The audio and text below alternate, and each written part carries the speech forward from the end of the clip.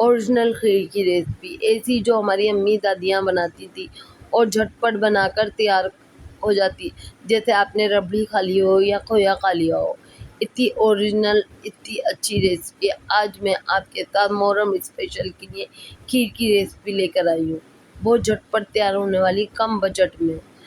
अस्सलाम वालेकुम व्यूअर्स, कैसे हैं आप लोग? उम्मीद है आप सब खैरियत से होंगे।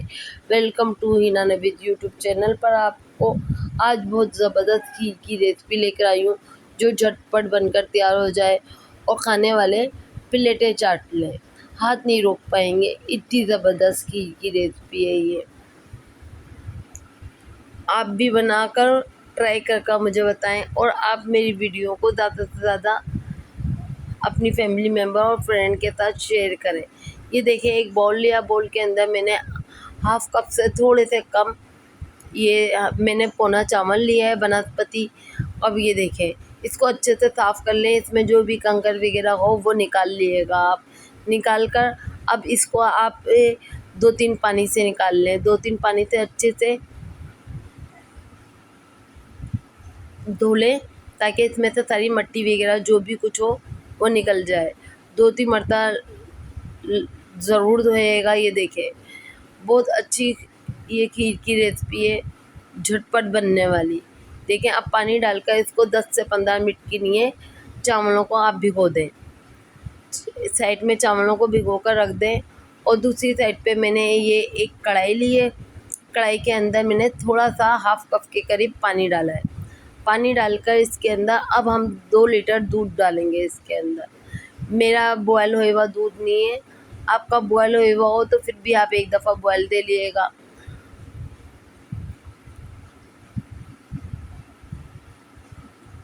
ये देखिए, दूध में बॉयल आ रहा है। आप दूध को बॉयल जैसे ही आने लगे, आप इस स्पैचुला की मदद से आप इसको अच्छे से चला लें, ताकि ये हमारा जो दूध है नीचे बैठ जाए। अब हम जो हमने चावल साइड में रखे थे, इसको हम थोड़ा सा हाथ से मसल कर इसको थोड़ा सा पीस लेंगे। अच्छे से दबा मसल कर आप चावल को थोड़ा सा पीस लें हाथ की मदद से। थोड़ा सा ये थोड़े से टूट जाएंगे और ये पानी निकाल कर आप ये चावल इसमें डाल दें। चावल इसमें डालकर सारे चावल डाल दें, ताकि कोई रिस्क ज़ाया ना हो। एक एक दाना रिस्क की हमें कदर करना चाहिए, ताकि हमारे घर में रिस्क रोज़ी में खैर बरकत अता फरमाए अल्लाह ताला। अब इसको हम सारे चावल इसमें डालकर अब इस अच्छे से हम इसको चलाएंगे चारों तरफ से, ताकि हमारे चावल नीचे बैठ नहीं जाए। अब चारों तरफ से चलाने के बाद इसके अंदर इसको हम ढक देंगे। 40 से 45 मिनट के लिए हम ढक कर रख देंगे, ताकि हमारे चावल अच्छे से गल जाएं और हमारी खीर का जायका बहुत ज़बरदस्त से बने। मीडियम लो फ्लेम पे हम इसको पकाएंगे। आप चम्मच इसके अंदर ही छोड़ दिएगा और ढक्कन को भी थोड़ा खुला रखिएगा, वरना ये उबल कर बाहर गिर जाएगी। ये देखें, अब हमारे चावल गल चुके हैं। चावल गलने के बाद ये 45 मिनट में हमारे चावल गले होंगे। अब ये चावल हमारे मीडियम लो फ्लेम पे हमने इसको पकाया है। अब इसको हम साइड में छोड़ देंगे और ये दूसरे उस पे स्टोव पे हम ये पैन रखेंगे। पैन में हाफ कप हम चीनी डालेंगे। मैंने थोड़ी सी बचा ली थी, जो आगे चल कर मैंने डाल दी है। इस चीनी को हम कैरेमलाइज करेंगे। इसको आप पकने के लिए थोड़ी सी देर छोड़ दें। जब ये मेल्ट होने लगे तो आप इसको स्पैचुला से चला कर इसको कैरेमलाइज कर लें। मीडियम लो फ्लेम पे करिएगा, अगर हाई पे करा तो ये जल जाएगा और खीर में कड़वापन आ जाएगा। देखें, ये मीडियम लो फ्लेम पे हमारी मेल्ट होना शुरू हो गई है। चीनी अच्छे से मेल्ट कर लें, इसमें थोड़ा सा कलर आ जाए बस। हमें इसको ज़्यादा नहीं करनी, क्योंकि अगर ज़्यादा करेंगे तो ये कड़वापन आ जाएगा। अब इसमें हाफ कप हम पानी डालेंगे। पानी डालते ही चीनी एकदम सख्त हो जाएगी। ये देखें, मगर आप टेंशन नहीं लिए, जैसे ही ये मेल्ट गर्म होती जाएगी ये मेल्ट हो जाएगी खुद ही। ये देखें, मेल्ट होती जाएगी, ये सारी चीनी इसके अंदर अच्छे से मेल्ट हो जाएगी जैसे जैसे पकता जाएगा। देखिए मेल्ट हो गई है। अब इसको साइड में हम छोड़ देते हैं, फ्लेम को बंद कर स्टोव को। और ये देखें हमने खीर के अंदर हाफ टी स्पून से कम इलायची पाउडर डाला है। इसको अच्छे से मिक्स करेंगे डालकर। अब जो हमने कैरमलाइज तैयार किया है उसको हम स्ट्रेनर की मदद से छान कर इसके अंदर डाल देंगे, ताकि कुछ भी कचरा वगैरह हो हमारी चीनी में वो हमारे स्ट्रेनर में ही रह जाए। ये देखिए अब हमने इसको डाल दिए। डालकर अब हम खीर को अच्छे से चलाएंगे। बहुत यकीन माने ऐसे जैसे रबड़ी बन गई हो, इतनी अच्छी खीर बनकर तैयार होती है। और अभी तक आपने मेरी वीडियो को लाइक नहीं किया तो लाइक कर दें, पहली मरता है तो सब्सक्राइब कर दें, पास बेल आइकन के बटन को दबा दें ताकि मेरी वीडियो का आने वाला नोटिफिकेशन सबसे पहले आप तक पहुंचे।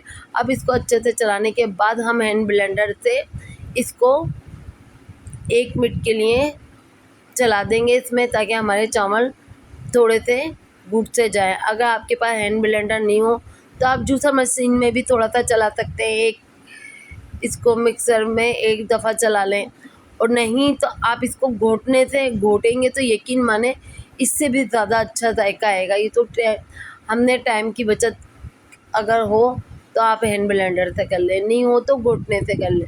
ये देखिए हमने अभी खीर को घोट लिए इससे हैंड ब्लेंडर से थोड़ा सा। अब इसको हम अच्छे से चलाएंगे। इसके अंदर जो बची हुई चीनी थी वो भी डाल दी। ये मैंने 5 टेबलस्पून सूखा दूध नीरो लिया है, आप कोई भी ब्रांड का ले लें, वो डाला है। इसको अच्छे से मिक्स करेंगे। मैंने बादाम पिस्ते पीसे हैं, मैं पीस कर इसमें डालूँगी। आपको काट कर डालने हो तो काट कर, पीस कर डालने से ऐसा जायका बन जाता है इसके अंदर जैसे आपने खोया खा लिया हो। ये देखिए मैंने 5 टेबलस्पून बादाम और पिस्ते लेकर इसके अंदर डाल दिए। इसको डालकर अब अच्छे से मिक्स करेंगे।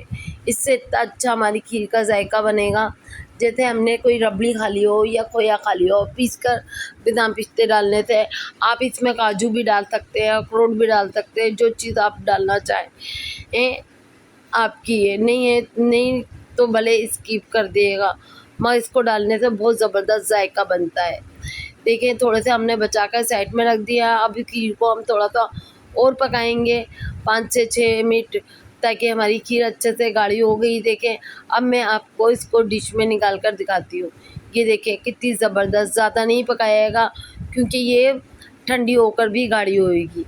देखें कितनी ज़बरदस्त हमारी खीर बनकर तैयार हुई है। अब इसमें हम बादाम और पिस्ते और चांदी के बर्तन से इसको डेकोरेट करेंगे। ये देखें कितनी ज़बरदस्त हमारी खीर सेट हो गई है। अब इसको हम 2 से 3 घंटे के लिए सेट होने के लिए, ठंडी होने के लिए फ्रिज में रखेंगे, ताकि इसमें बहुत ज़बरदस्त सा जायका बन जाए। ठंडी होकर खीर में इतना ज़बरदस्त जायका आता है आप पूछे नहीं। आपने मेरी वीडियो को ज़्यादा से ज़्यादा अपनी फैमिली मेम्बर और फ्रेंड के साथ शेयर करें और मुझे कमेंट करके बताएं आप किस सिटी से मेरी वीडियो को वॉच कर रहे हैं, किस शहर से। और ये खीर ट्राई करके मुझे ज़रूर कमेंट करिएगा कि आपकी खीर कैसी बनी। बहुत ज़बरदस्त लजीज जायकेदार ये खीर बनकर तैयार होती है। देखें आपको इसके साथ ज़्यादा देर खड़ा भी नहीं होना और झटपट बनकर तैयार हो जाती है। आप इसको पकने के लिए छोड़ दें मीडियम लो फ्लेम पर, और ये इतनी ज़बरदस्त हमारी खीर बनकर तैयार हो गई है। देखें अब हम दुआ कर लेते हैं, अल्लाह ताला हम सबको नागानी आफत ज़मीनी आफत से बचाए। अल्लाह ताला हम सब के घरों में रिज़्क़ रोज़ी अता फ़रमाए, खैर व बरकत अता फ़रमाए। है अल्लाहुम्मा आमीन। फिर मिलेंगे नेक्स्ट ब्लॉग में नेक्स्ट रेसिपी। दुआ में याद रखिएगा। अल्लाह हाफ़िज़।